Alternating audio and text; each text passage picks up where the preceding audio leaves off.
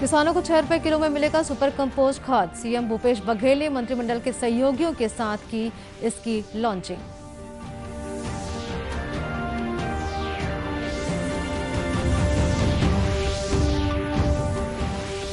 छत्तीसगढ़ में तेजी से कम हो रही कोरोना संक्रमित मरीजों की संख्या, संक्रमण दर 8% पर पहुंची।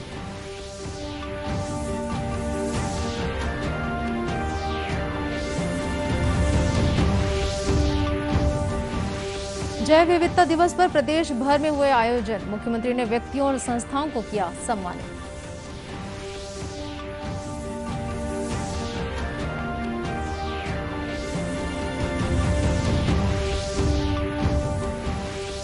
और कोरोना संकट काल में गांव के लोगों के लिए मददगार साबित हो रही है बीसी सखी।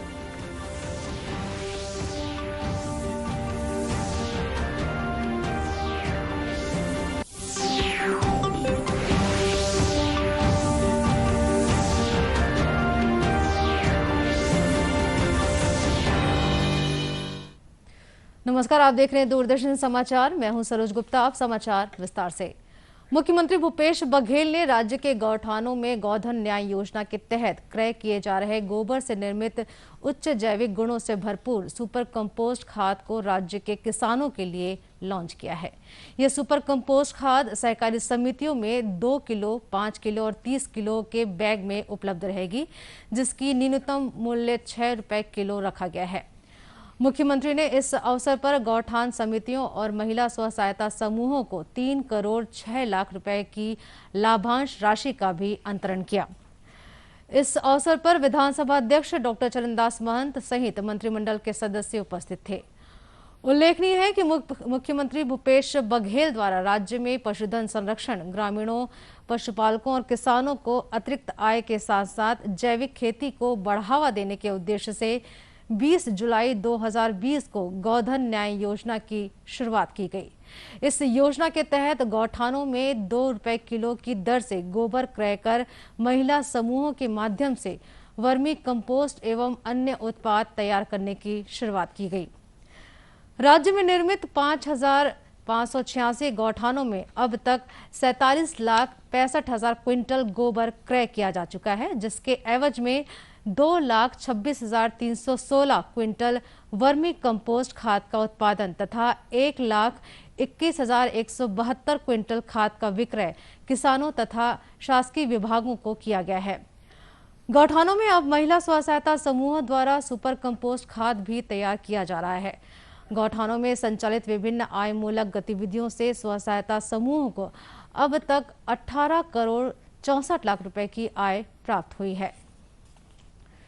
छत्तीसगढ़ में कोरोना संक्रमण की औसत पॉजिटिविटी दर 8% तक पहुंच गई है। राज्य के 14 जिलों में भी यह दर 8% या इससे कम हो गई है, जबकि राष्ट्रीय स्तर पर अभी पॉजिटिविटी दर 15% है। राज्य सरकार द्वारा कोरोना संक्रमण पर नियंत्रण के लिए किए जा रहे प्रभावी उपायों से विभिन्न जिलों में संक्रमण की दर में लगातार गिरावट आ रही है।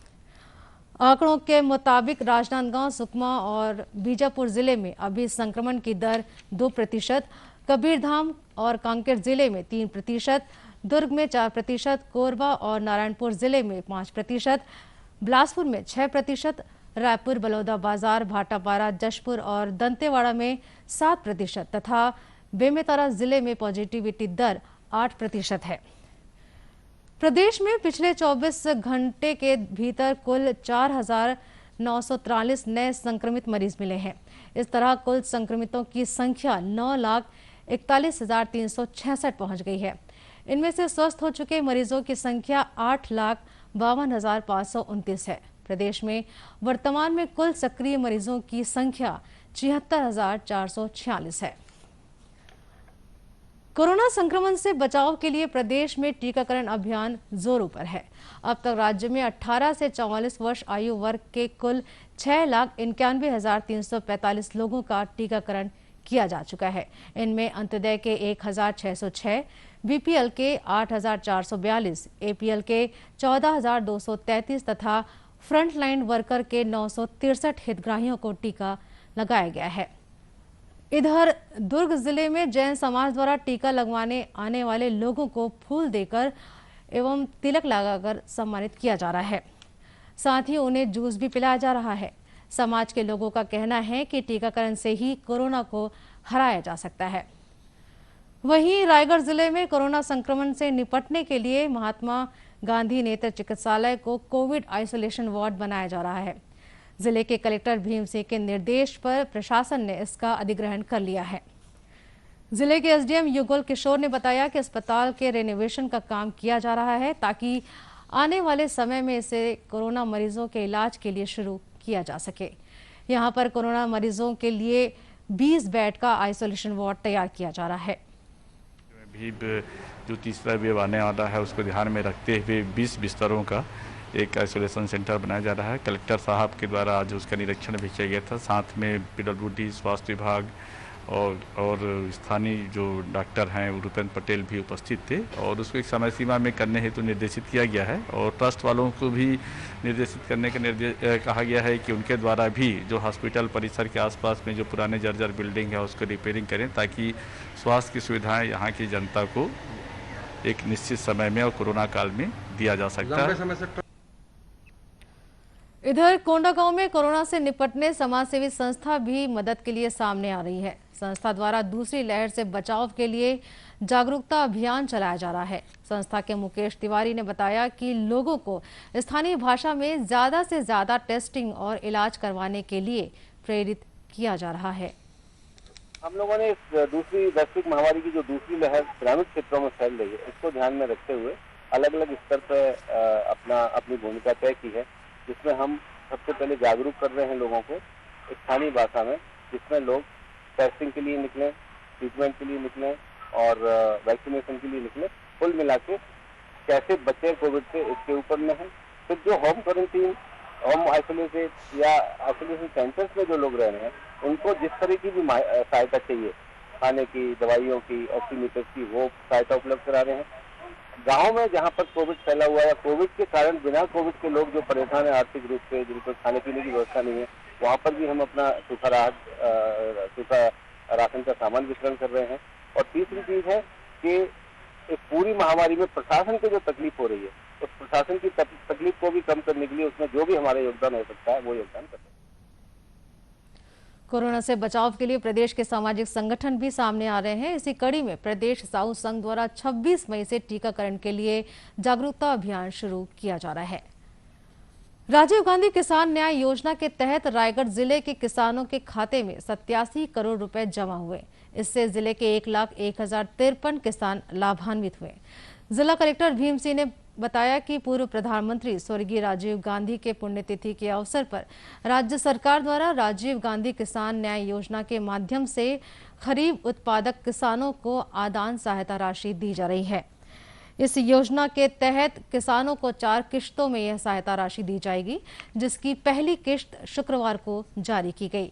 इससे किसानों को 9,000 रुपए तक इनपुट सब्सिडी मिलेगी। उल्लेखनीय है कि इस योजना के तहत दी जाने वाली राशि किसानों के लिए काफी लाभदायक साबित हो रही है। हर साल की तरह इस साल भी आज ही के दिन अंतर्राष्ट्रीय जैव विविधता दिवस मनाया जाता है। इस विशेष अवसर पर कोरबा वन मंडल के वन्य जीव और वनस्पतियों के संरक्षण को लेकर वन विभाग ने जागरूकता बाइक रैली निकाली। कोरबा वन मंडल अधिकारी श्रीमती प्रियंका पांडे ने जागरूकता बाइक रैली को हरी झंडी दिखाकर रवाना किया।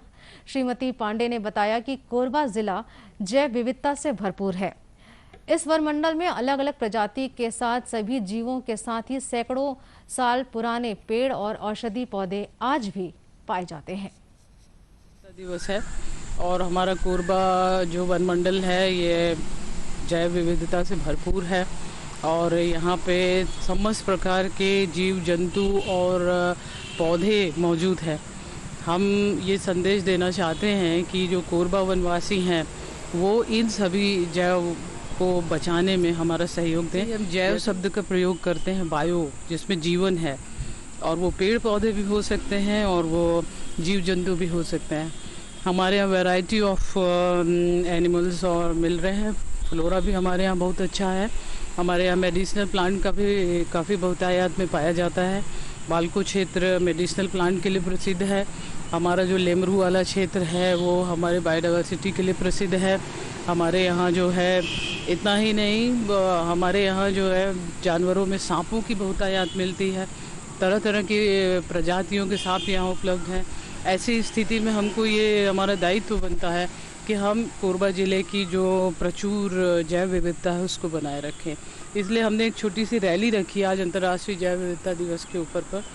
चूँकि ये लॉकडाउन पीरियड है, इसलिए हम लोगों के द्वारा सोशल डिस्टेंसिंग और दूसरे प्रोटोकॉल का पालन करते हुए लोगों को संदेश दिया जाएगा कि वो हमारे साथ सहयोग करें और जैव विविधता को बनाए रखने में हमारे साथ योगदान दें। वहीं मुख्यमंत्री भूपेश बघेल ने इस मौके पर आयोजित कार्यक्रम में जैव विविधता की 5 श्रेणियों में राज्य स्तरीय पुरस्कार प्राप्त करने वाली संस्थाओं और व्यक्तियों को सम्मानित किया। टूल किट मामले में रायपुर सिविल लाइन पुलिस द्वारा पूर्व मुख्यमंत्री डॉक्टर रमन सिंह और भाजपा प्रवक्ता संबित पात्रा के खिलाफ अपराध पंजीबद्ध किए जाने के विरोध में भाजपा नेताओं ने आज प्रदेश के हर जिले में धरना दिया। भाजपा की ओर से एक दिन पहले ही इसके विरोध में अपने घरों के सामने बैठकर विरोध जताया गया था और पूर्व मुख्यमंत्री डॉक्टर रमन सिंह ने अपने आप को गिरफ्तार करने की चुनौती दी थी, जिसके बाद आज बृजमोहन अग्रवाल, राजेश मूणत समेत अनेक भाजपा नेता थाने पहुंचे। भाजपा के इस प्रदर्शन पर कांग्रेस नेता विकास उपाध्याय ने कहा कि भाजपा नेता कांग्रेस को बदनाम करने की साजिश कर रहे हैं। इस मामले में लिप्त लोगों को गिरफ्तार किया जाना चाहिए। खुद फर्जी टूल किट बनाई और नाम लिया कांग्रेस का। इस मामले में पूर्व सीएम रमन सिंह जी मुखर होने पर मुखर भी हुए और बात भी उन्होंने कहा तो यथा राजा तथा प्रजा जैसी स्थिति है। उल्लेखनीय है कि टूल किट मामले को लेकर छत्तीसगढ़ समेत पूरे देश में भाजपा और कांग्रेस के नेता आमने सामने आ गए हैं। कोरोना काल में गांव के लोगों के लिए बीसी सखी बैंकिंग का काम कर रहा है। लगभग 260 बीसी व सखी दीदियों ने घर घर पहुंचकर अप्रैल माह से अब तक लगभग 3,70,49,562 रुपए का ट्रांजैक्शन किया है। इस तरह पिछले साल से अब तक इसके माध्यम से 49,72,00,000 रुपए का लेन देन हुआ है। रायगढ़ में कार्यरत ये बीसी सखी 5 विधानसभा और 9 ब्लॉकों में काम कर रही है। ये रोजाना 3 से 4 गांव में जाकर लोगों की मदद करती हैं। ऐसा कर वे रोज लगभग 1 लाख रुपए तक का ट्रांजैक्शन कर लेती हैं। हितग्राहियों ने बताया कि इससे उन्हें बैंक जाने की जरूरत नहीं पड़ती, साथ ही बैंकों में होने वाली लंबी लाइन से भी छुटकारा मिल जाता है। किसान वाला योजना या किसान योजना वाला, और जैसे जो पेंशन में वो मिलता है ना, वो धान वाला यहाँ भी मिल सकता है। लगी तो हम बैंक जा नहीं सकता। हाँ। तो मैडम बना के हमारा घर में आन के देते पैसा। राष्ट्रीय ग्रामीण आजीविका मिशन बिहान के जिला परियोजना प्रबंधक राजीव सिंह ने बताया कि कोरोना संकट काल में बीसी सखी घर पहुंच सेवा दे रही है और इनके माध्यम से रोज लगभग 20 लाख रुपए का ट्रांजैक्शन हो जाता है। के तहत जो बीसी सखी हमारी गांव-गांव में और ग्राम पंचायत लेवल पे काम कर रही हैं, तो इस समय जब हमारे विपरीत समय में बैंक बंद है, जहां पूरी तरह से लॉकडाउन है, जहां कस्टमर नहीं जा पा रहे हैं, तो वो घर पहुंच सेवा दे रही हैं।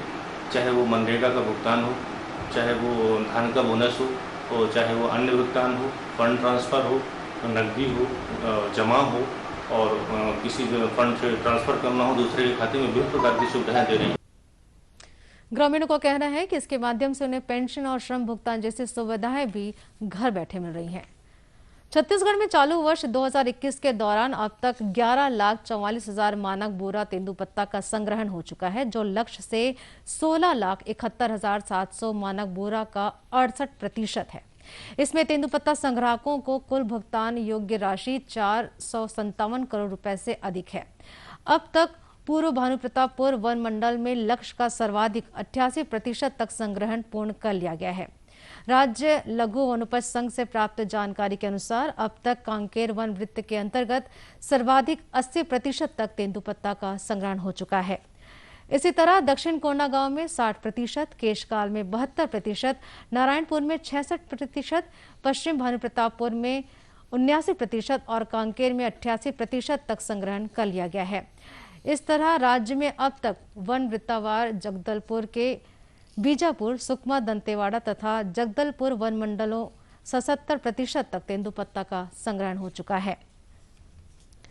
इसी तरह वन वृत्त दुर्ग के अंतर्गत राजनांदगांव, खैरागढ़, बालोद तथा कवर्धा वन मंडलों में 74% और वन वृत्त रायपुर के अंतर्गत धमतरी, गरियाबंद, महासमुंद और बलौदाबाजार वन मंडलों में 78%, जबकि वन वृत्त बिलासपुर के अंतर्गत बिलासपुर, मरवाही, जांजगीर चांपा, रायगढ़, धर्मजयगढ़, कोरबा, कटघोरा वन मंडलों में 69% और सरगुजा वन वृत्त के अंतर्गत जशपुर, मनेन्द्रगढ़, कोरिया, सरगुजा, बलरामपुर तथा सूरजपुर में 48% तक तेंदुपत्ता का संग्रहण हो चुका है।